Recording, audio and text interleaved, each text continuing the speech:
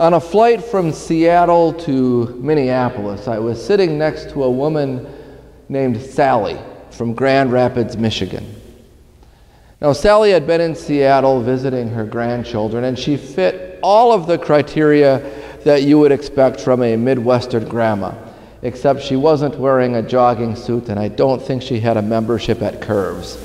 But other than that, she fit it to a T. And Sally and I had a wonderful conversation, and we talked about our families and where we had been and what we had done, and we shared a great deal. And at one point, I think feeling perhaps comfortable with me and noticing that I had been reading a book on world religions, Michigan Sally looked at me and asked, "What religion are you?" "I'm Christian," I responded. "What denomination?" she asked. "Roman Catholic." There was a pause. There usually is. "Perhaps your Catholicism is not fulfilling you," she said, "and that's why you're reading about other religions." "No," I said, "actually it's quite the opposite. I find my faith to be very enriching, but I really enjoy learning and reading about other religions and what they have to offer." This perplexed her a great deal. She looked at me and said, "Obviously, there's something about your religion that leaves you empty. Otherwise, you wouldn't be reading about other religions and looking for something else." And I knew where this was headed. And there's not a lot of wiggle room on a DC-9. And I smiled and said, "Well, I think I find that how people practice and live out their religions has as much to teach us as the religion itself." And Michigan Sally looked at me and said, "Well, I am a born-again evangelical Christian, and I could not disagree with you more." And she turned away from me and looked out the window for the remainder of the flight. So for the next 90 minutes, I sat and read my book out loud. No, I didn't do that. I wanted to, but I didn't do that. But here's the thing, right? Here's the thing. She and I were able to connect. We were able to dialogue. We were able to converse. We were able to share our stories and build community with one another. We were able to bridge the gaps between gender, generation, and geography. But we could not bridge that gap over the vast chasm of religion. And I don't know about you, but that strikes me as wrong. That strikes me as sad and as wrong. Shouldn't our faith open us up to one another? Isn't that what it's all about? And yet, for 6,000 years, religion has been more often used, actually misused, to divide and separate rather than to unify. It has been used to label some people as acceptable and other people as unacceptable. Jesus confronts this head on when he encounters this Canaanite woman. Just a bit of background.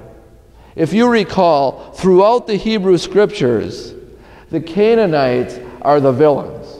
They're the bad guys with the black hats who are held responsible for so much of the pain and suffering that happens in the world. The Jews see themselves as the chosen people of God, God's favored children. And they see the Canaanites as vulgar pagans. Everything, absolutely everything in Jesus' history, tradition, education, background, and religion has taught him to stay away from this woman. Everything. From the time he was a small boy, he would have been instructed and directed never to defile himself by even speaking with her.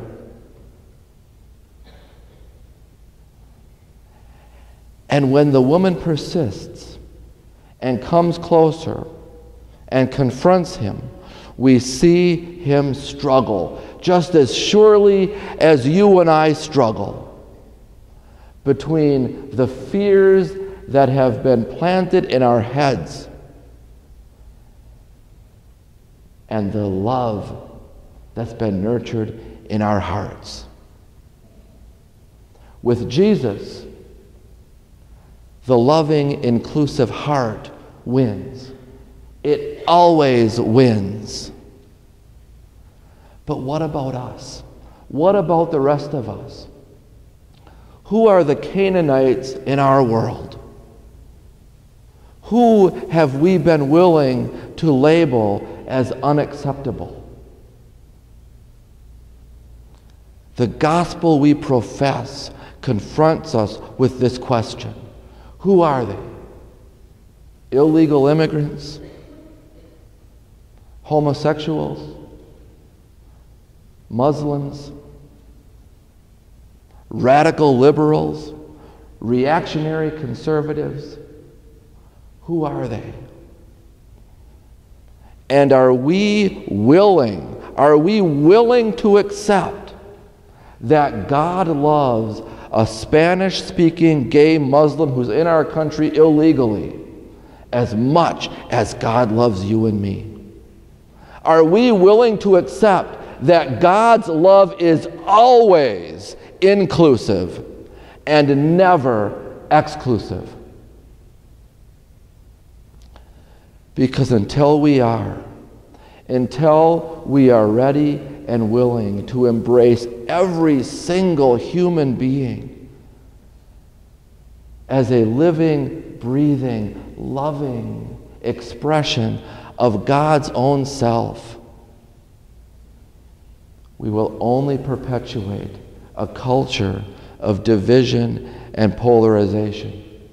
We will only perpetuate a world in which fear trumps faith and hatred wins out over love.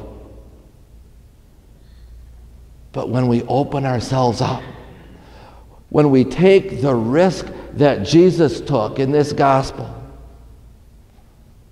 and we honor the dignity and the value of every single person, we see the sacredness of their humanity as someone created by God, in God's own image. Why then we give birth to hope. Then we begin bridging the gaps of division and polarization. Then we begin using religion and the gift of it for what it was intended, and that is to embrace all of humanity and welcome everyone into the unending, universal oneness of infinite love.